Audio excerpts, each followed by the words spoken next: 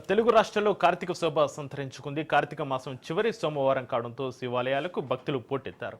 ఏలూరు జిల్లా ద్వారకా తిరుమలలో కార్తీక మాస పూజలు ఘనంగా నిర్వహించారు. శేషాచల కొండపై క్షేత్ర పాలకుడిగా పూజలు అందుకుంటున్న శ్రీ బ్రహ్మరాంబ మల్లికార్జున స్వామి ఆలయంలో అర్చకులు విశేష పూజలు నిర్వహించారు.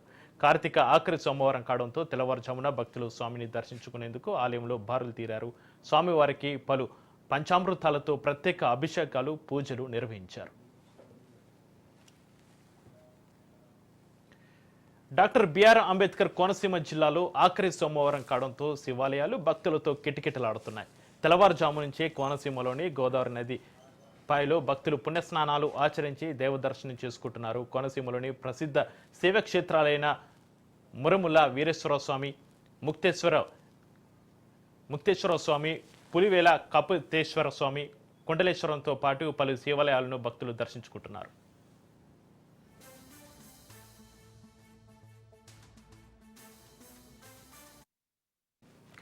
శ్రీశైల మహాక్షేత్రం భక్తుల శివనామ స్మరణతో మారుమోగుతోంది. కార్తీక మాస 4వ సోమవారం కావడంతో ఉభయ తెలుగు రాష్ట్రాల నుంచే కాకుండా ఇతర రాష్ట్రాల నుంచి కూడా స్వామిని దర్శించుకునేందుకు భక్తులు భారీగా తరలి వస్తున్నారు. వేకువజామునే పుణ్యస్నానాలు ఆచరించి కార్తీక దీపాలు వెలిగించి స్వామి అమ్మవార్ల దర్శనానికి బారులు తీరారు.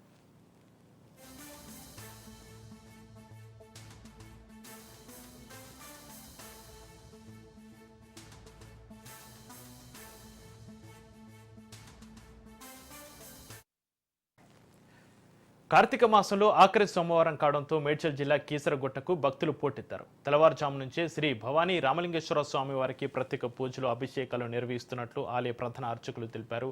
మహిళలు దీపారాధన చేస్తూ మొక్కులను చెల్లించుకుంటున్నారు.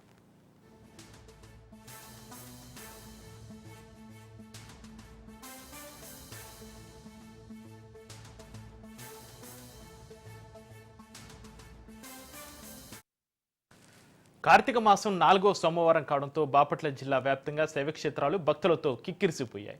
చీరాల, జండ్రపేట, వేటపాలెం, చినగంజం శివాలయాలన్నీ విద్యుత్ దీపకాంతులతో శోభాయమానంగా వెలిగిపోతున్నాయి. తెల్లవారుజాము నుంచే భక్తులు క్యూ లైన్లలో బారులు తీరి స్వామిని దర్శించుకుని కార్తీక దీపాలు వెలిగించారు.